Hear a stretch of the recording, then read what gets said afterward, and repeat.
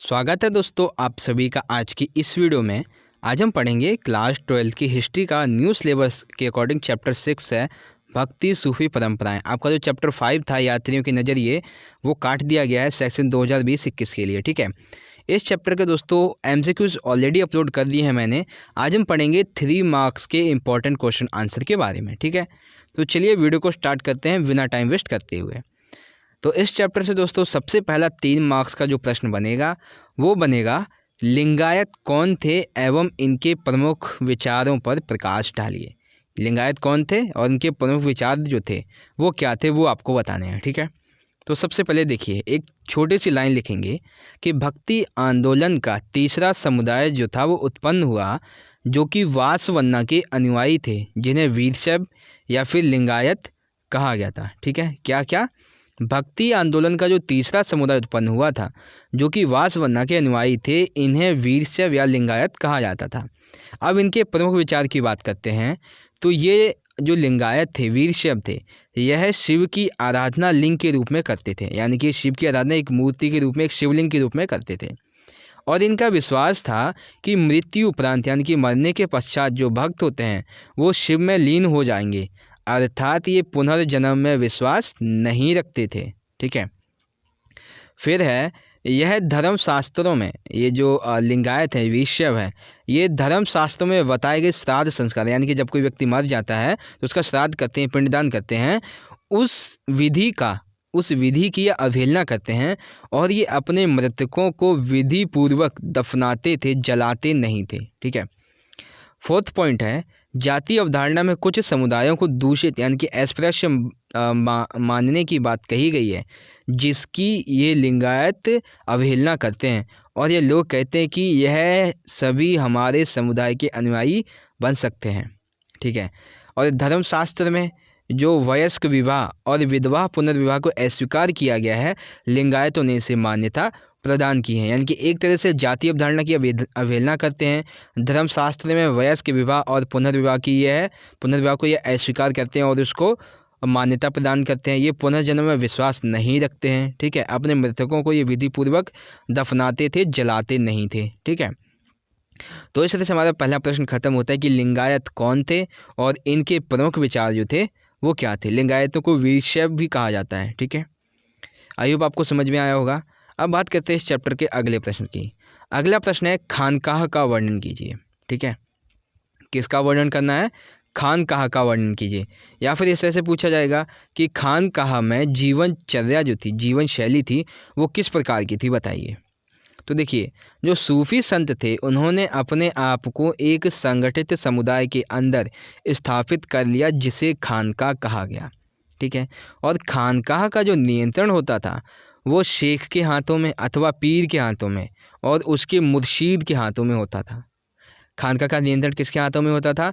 शेख, पीर और मुर्शीद के हाथों में। ठीक है, खानकाह में शेख अपने परिवार तथा मुरीदों के साथ रहता था। खानकाह में जो शेख था वो अपने मुरीदों के साथ और परिवार के साथ रहता था।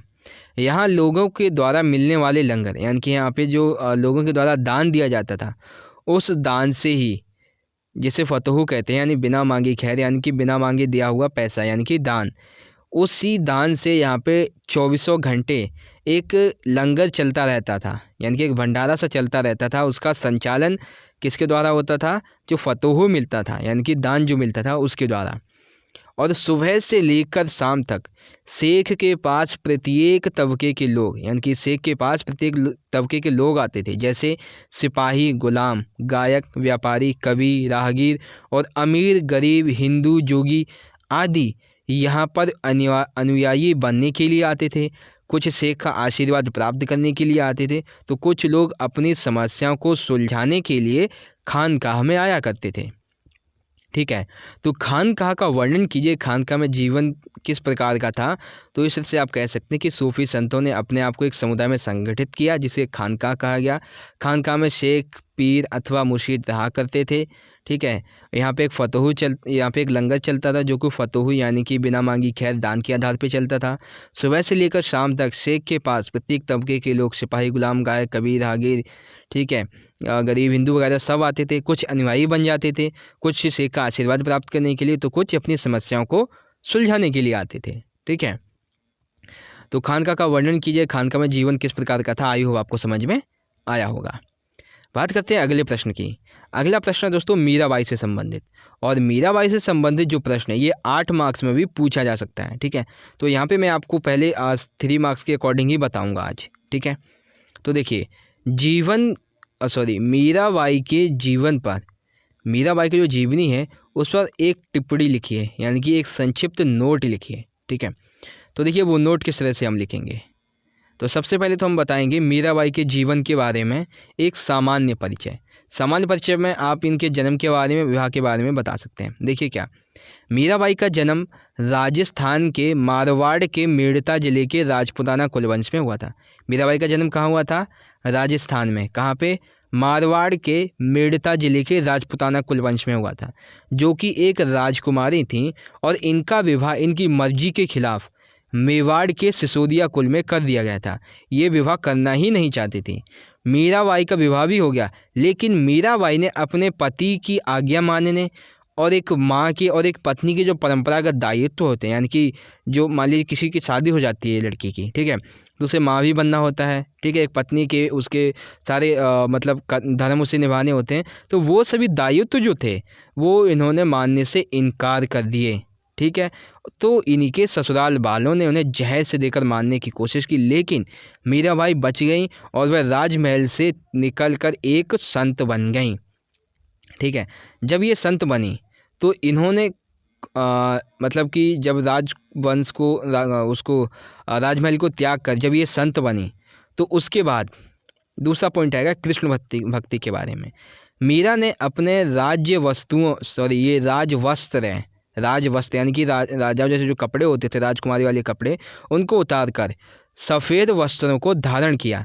इन्होंने विष्णु के अवतार कृष्ण को अपना पति तथा ईश्वर मान लिया और उन्हीं की भक्ति करने लगी, इसलिए इन्हें कृष्ण स्त्री भक्त संत भी कहा जाता है। ठीक है, अब आखिरी एक पॉइंट आएगा, 2 पॉइंट हैं। जाति व्यवस्था की अवहेलना की इन्होंने। कैसे? मीराबाई के जो गुरु थे रैदास, मीराबाई ने अपना गुरु चुना था रैदास को, जो कि एक चर्मकार थे।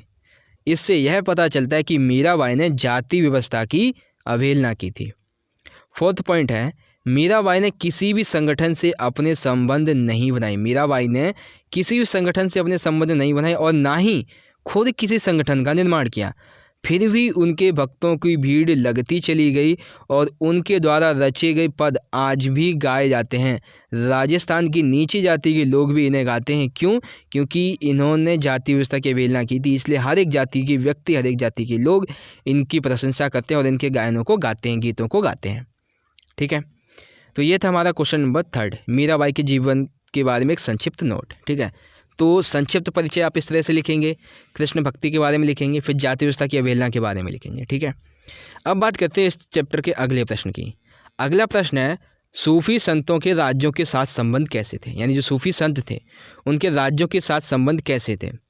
तो आंसर देखिए कि शासक न केवल सूफी संतों से संपर्क स्थापित करना चाहते थे, अपितु उनका समर्थन भी प्राप्त करना चाहते थे। यानी कि जो शासक थे, जो राजा हुआ करते थे, वो केवल सूफी संतों से संपर्क ही नहीं स्थापित करना चाहते थे, अपितु उनका समर्थन भी प्राप्त करना चाहते थे। ऐसा क्यों हुआ था? तो देखिए, पहला पॉइंट है दिल्ली सल्तनत की स्थापना। जब दिल्ली सल्तनत की स्थापना की गई थी, उस समय उलेमा जो हुआ करते थे, इस्लामी जगत में 2 ही महत्वपूर्ण जो धार्मिक समुदाय थे, एक उलेमा था और एक सूफी संतों का था।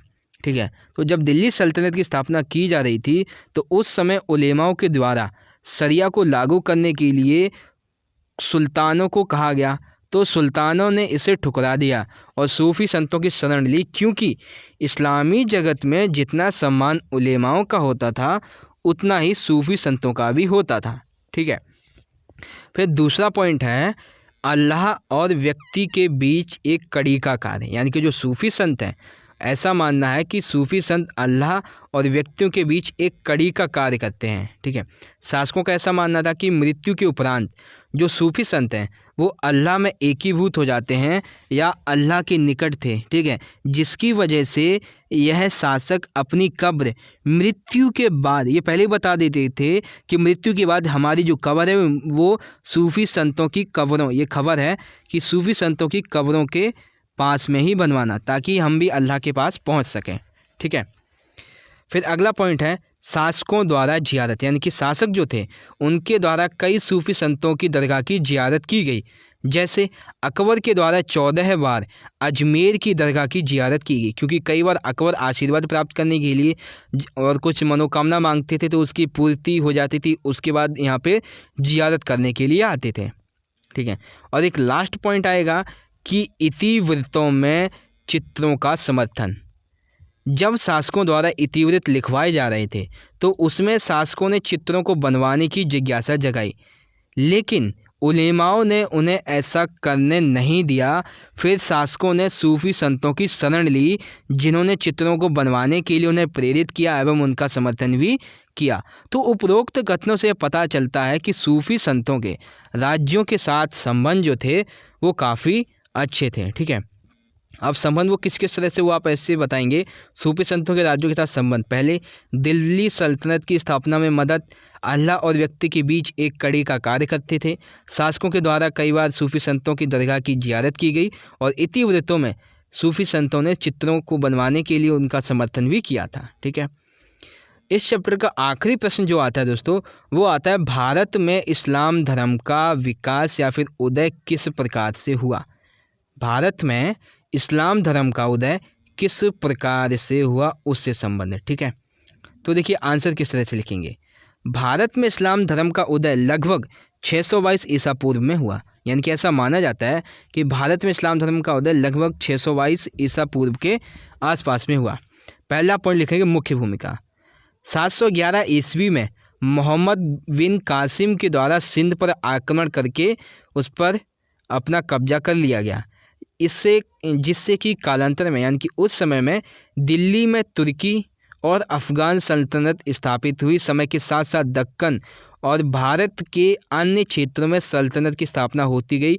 मुग़लों के आगमन के बाद भारत में इस्लाम धर्म का उदय हुआ। यानी कि इस पॉइंट का सिंपल सा मतलब ये है कि 711 ईस्वी में जब मोहम्मद बिन कासिम ने सिंध पर आक्रमण किया और वहाँ पे विजय प्राप्त करके कब्जा कर लिया, उसके बाद दिल्ली पर भी सल्तनत की स्थापना हुई। लेकिन जब मुग़ल आए भारत में, दिल्ली में, उसके बाद से भारत में इस्लाम धर्म का उदय जो था, जो विस्तार था, वो अधिक तेज़ी से हुआ, ठीक है। कैसे? पहला पॉइंट है अरब व्यापारी।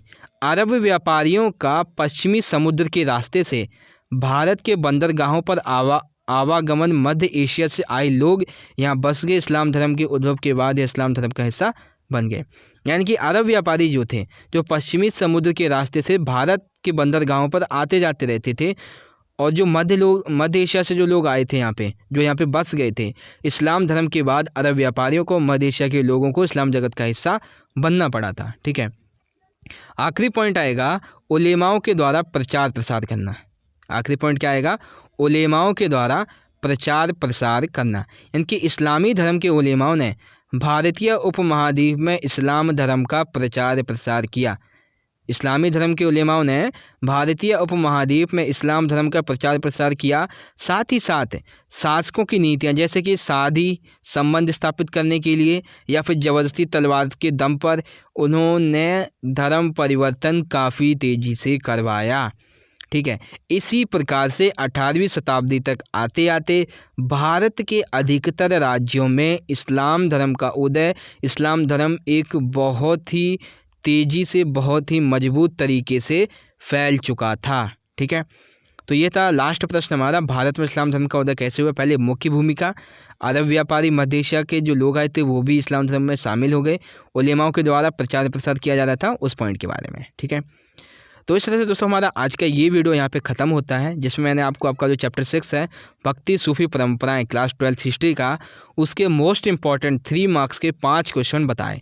एंड आई होप कि आपको वीडियो अच्छी लगी होगी और आपको सभी के सभी जो क्वेश्चन आंसर हैं वो समझ में आए होंगे। अगर दोस्तों वीडियो अच्छी लगी है तो लाइक करना, इस वीडियो को ज़्यादा से ज़्यादा अपने सभी दोस्तों के साथ ज़रूर शेयर कर दीजिएगा।